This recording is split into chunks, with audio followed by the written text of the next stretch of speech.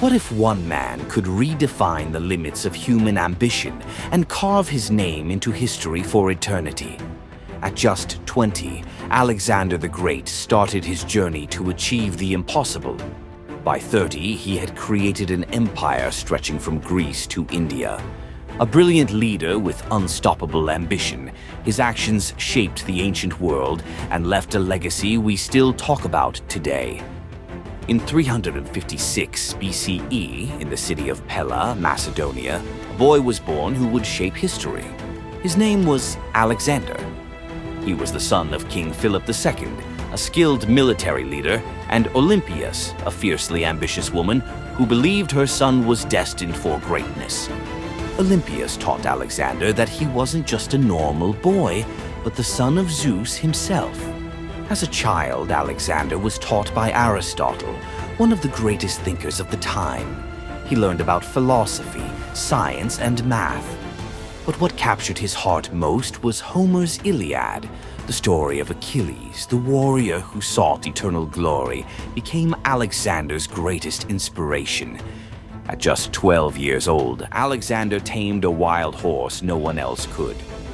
While others saw danger, he saw a chance to prove his courage. Have you ever tackled something others thought was impossible? Share your story in the comments. By 359 BCE, Macedonia was a small kingdom on Greece's edge. But under King Philip II, everything changed. Philip was a brilliant leader who transformed his army into a powerful force. With the Macedonian phalanx, he defeated enemies, controlled rebellious cities, and united Greece under his rule. Philip's ambitions didn't stop there. He dreamed of conquering the Persian Empire, the richest and strongest kingdom of the time. But before he could start, tragedy struck. During a royal wedding feast, Philip entered the hall in triumph. The celebration turned to chaos when an assassin stepped forward and stabbed him. Philip II, the man who united Greece and dreamed of conquering Persia, was dead. His death left the kingdom in turmoil.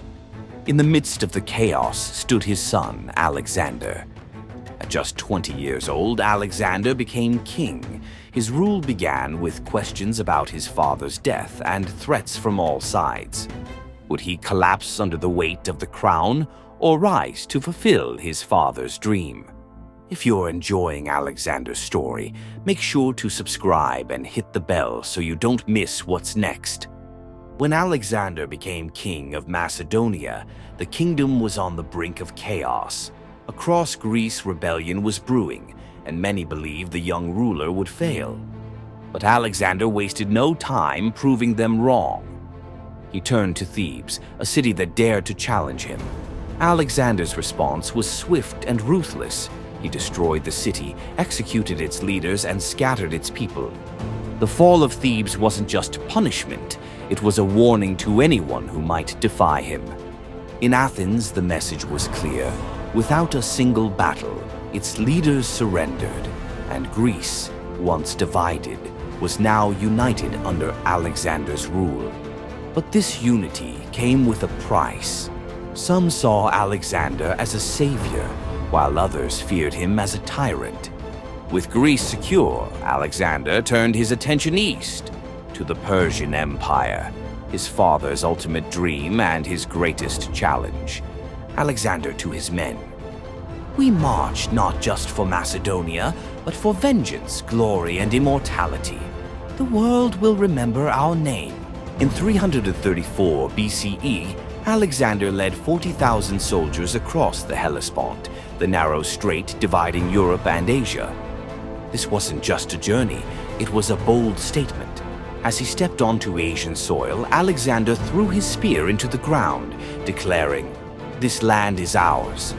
At the Granicus River, Persian forces waited. The odds were against Alexander. His army was outnumbered, and the river was a dangerous obstacle. But instead of hesitating, Alexander attacked. Leading his cavalry, he charged through the fast-flowing river. Arrows rained down, and Persian soldiers rushed to stop him. In the heat of battle, Alexander's helmet was struck, a close call with death. But he didn't falter. Inspired by their fearless king, the Macedonians broke through the Persian lines. Chaos turned to victory, and Persian leaders fell one by one. At just 22 years old, Alexander claimed his first great victory over the Persian Empire. His men celebrated him as a brilliant leader, and his enemies began to fear his name. The Battle of Granicus wasn't just a win, it was proof that Alexander had entered Asia not as a visitor, but as a conqueror. What's your take? Was Alexander's bravery at Granicus reckless or genius? Share your thoughts below. By 333 BCE, news of Alexander's victories spread through the Persian Empire. King Darius III, alarmed by the threat, gathered a massive army to crush the Macedonians. The two armies clashed at Issus, a narrow battlefield trapped between mountains and sea. For Alexander, this tight space was an advantage. His smaller, well-trained army couldn't be overwhelmed by numbers. Leading from the front, Alexander executed his strategy flawlessly. The Macedonian phalanx held firm against the Persian infantry, while Alexander and his cavalry launched a powerful attack on the Persian center. Panic broke out in the Persian ranks. Seeing the battle turn against him, Darius fled the field, abandoning his army and his own family. When the battle ended, Alexander stood victorious. Among his spoils were Darius's wife, mother, and children, left behind in the Macedonian camp. But instead of cruelty, Alexander showed kindness. He treated Darius's family with respect, ensuring their safety and dignity. Was Alexander's treatment of Darius' family an act of compassion or smart politics? Share your thoughts below. This surprising act shocked his enemies and boosted his reputation, not just as a great warrior, but as a noble conqueror. The Battle of Issus was a turning point. For the first time, the great king of Persia had been defeated, and the world began to see Alexander not as a challenger, but as a destined ruler. In 332 BCE, Alexander turned his attention to Tyre, the wealthiest and strongest city on the eastern Mediterranean coast. But Tyre wasn't just any city, it was an island fortress with towering walls and a powerful navy. Most would have called it impossible. Alexander didn't. When Tyre refused to surrender, Alexander began a siege that would test his determination and creativity. Without a navy strong enough to match Tyre's, Alexander ordered his men to build a causeway to the island. It was a grueling task, with Tyrian archers and warships attacking every step. For months, his soldiers worked under constant pressure. But Alexander refused to give up. He assembled a fleet and launched a final, relentless attack. Macedonian troops broke through Tyre's defenses from both land and sea after fierce fighting. The fortress fell. Tyre was defeated. The victory came at a high price. The siege was long and brutal, and Alexander showed no mercy. The city was looted, its defenders killed or enslaved, a harsh warning to anyone who might resist him. Tyre's fall was more than a military win. It cemented Alexander's control over the eastern Mediterranean and sent a powerful message to the ancient world. No fortress was safe. No enemy could stop him. Alexander's siege of Tyre pushed the boundaries of what seemed possible. Was his ruthlessness justified? Share your thoughts below. After defeating Tyre, Alexander marched south into Egypt, a land that had endured years of Persian rule. To the Egyptians, Alexander wasn't an invader but a liberator. Welcomed as a hero, he was crowned pharaoh, a title reserved for rulers believed to be chosen by the gods. But Alexander sought more than a crown. He journeyed deep into the desert to the Oracle of Siwa, a mysterious and sacred place. There, the oracle declared him the son of Zeus Ammon. From that moment, Alexander believed in his divine destiny. He saw himself as more than a man, a ruler guided by the gods. In Egypt, he also founded a new city, Alexandria. Alexandria would become more than a tribute to his name. It would grow into a center of culture and learning, blending Greek, Egyptian, and Persian ideas for generations. When Alexander left Egypt, he was no longer just a king. To many, he was a god, a leader whose ambitions reached beyond the mortal world. By 331 BCE, Alexander was close to achieving greatness.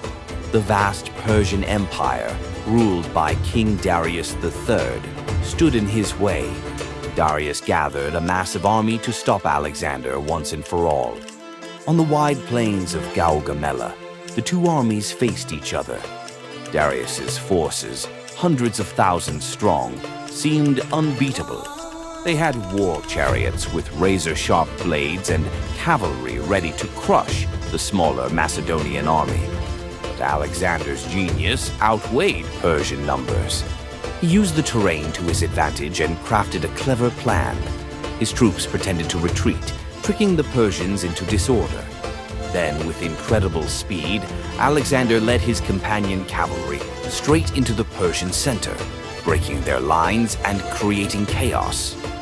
Amid the chaos, Darius saw his army fall apart. Terrified, he fled the battlefield, leaving his soldiers and his empire to Alexander. The Battle of Gaugamela wasn't just a win, it marked the end of the Persian Empire. At only 25 years old, Alexander took the title King of Asia.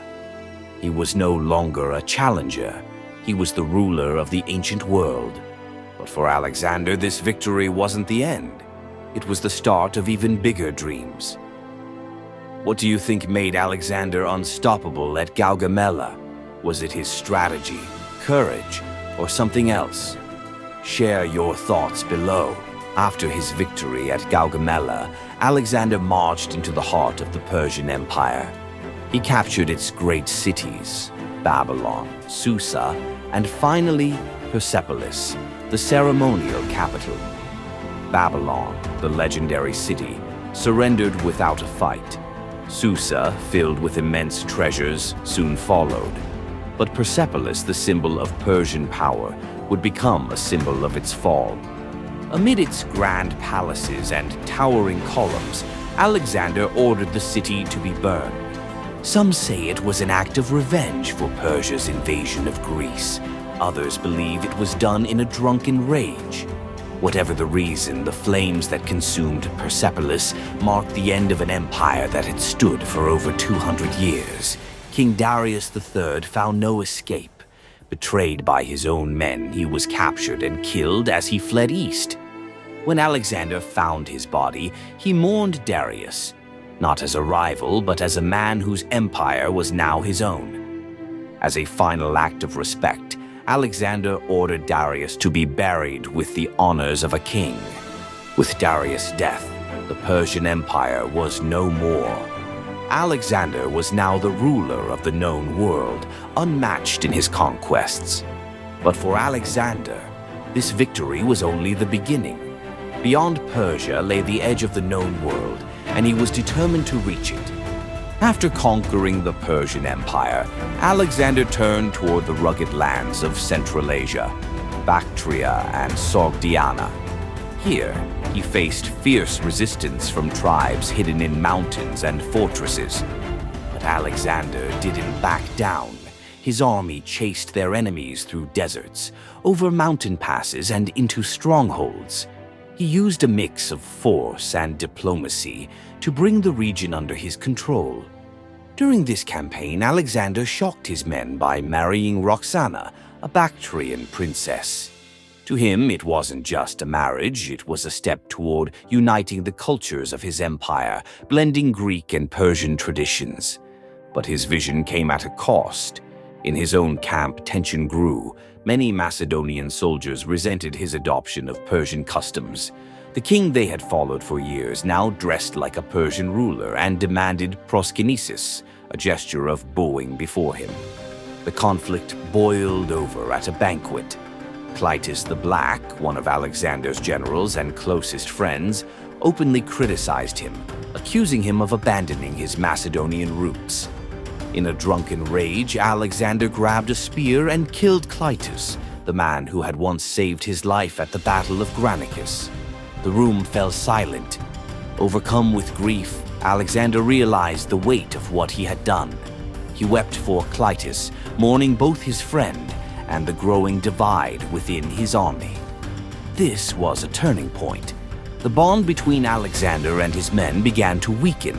Some saw him as more distant, consumed by his ambition. But Alexander pressed on, undeterred. To him, his mission was greater than any hardship. Nothing, neither resistance, betrayal, nor doubt, would stop him. In 327 BCE, Alexander led his army over the rugged Hindu Kush into the vast, unfamiliar lands of India. To his men, it felt like the edge of the world, a place filled with mystery and new challenges. In India, Alexander faced one of his toughest opponents, King Porus, whose army introduced the Macedonians to something they had never seen before: war elephants, towering beasts with armored tusks. At the Hydaspes River, the two armies clashed. The elephants charged, their sheer size shaking the ground as their armored tusks glinted in the sunlight. Trumpeting loudly, they struck terror into Alexander's soldiers, who struggled to hold their lines against the advancing beasts.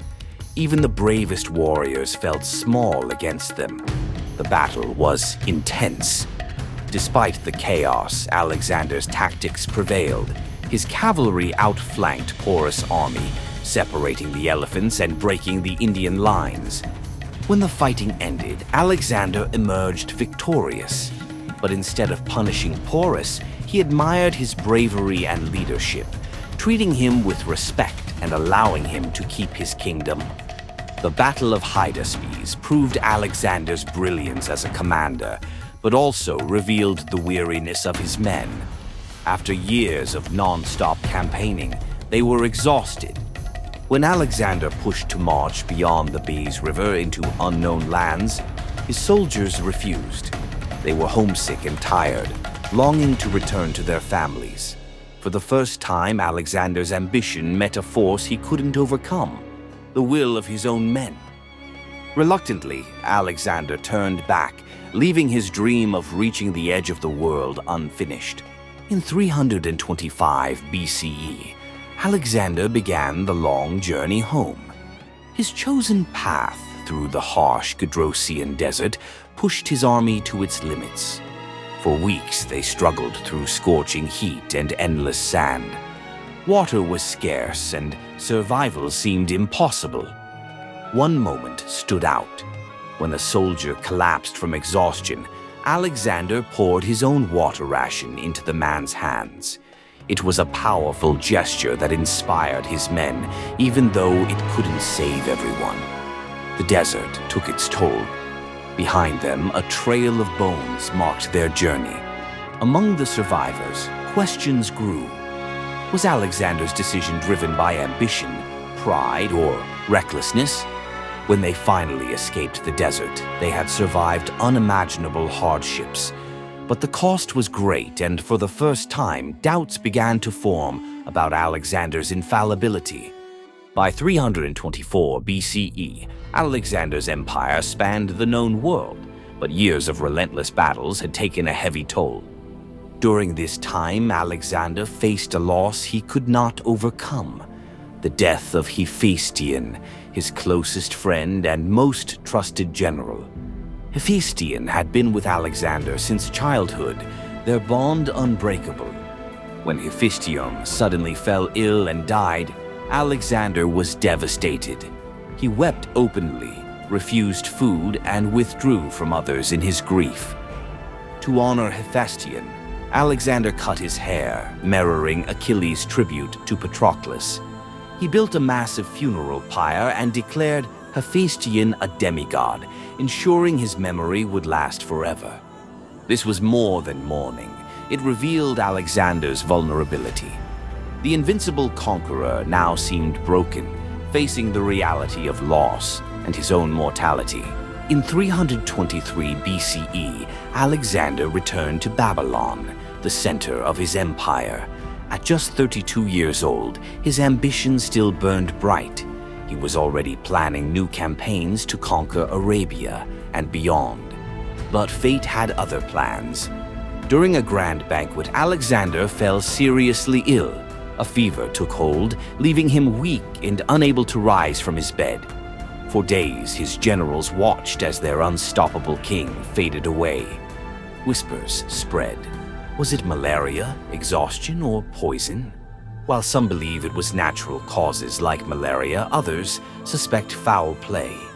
The truth remains unknown. On June 10th, 323 BCE, Alexander the Great took his last breath. When asked who should inherit his empire, he is said to have replied, "To the strongest." With those words, his empire began to unravel. What Alexander had built through vision and conquest would soon collapse into rivalries and wars. But Alexander's true legacy was far greater than his empire. He achieved what he had always sought, immortality in history and legend. After Alexander's death, his vast empire, from Greece to India, was left without a clear successor. His final words, "To the strongest," plunged his generals into conflict. The Diadochi, Alexander's top commanders, fought among themselves, dividing the empire he had united. Lands once ruled by one king descended into chaos and war. Though the empire crumbled, Alexander's vision lived on. Cities like Alexandria in Egypt became hubs of learning and culture, blending Greek, Persian, and Eastern traditions. These exchanges helped shape the future of science, philosophy, and art, leaving an impact that lasted for centuries. Though Alexander died young, his legacy lived on. His conquests created Hellenism, a blend of Greek, Persian, and Eastern cultures that changed the ancient world. The cities he founded, especially Alexandria in Egypt, became centers of learning and culture. Scholars, philosophers, and scientists gathered there, preserving and advancing knowledge that shaped history for centuries. Alexander's greatest achievement wasn't the land he conquered, but immortality. His story remains a symbol of ambition, glory, and the pursuit of the impossible. Centuries later, Alexander is remembered not just as a man, but as a legend whose name will live forever. If you enjoyed this journey through Alexander's story, we'd love to hear from you. Subscribe to stay updated, ring the bell to never miss a moment, and share your thoughts or favorite parts in the comments below. Let's keep the conversation alive.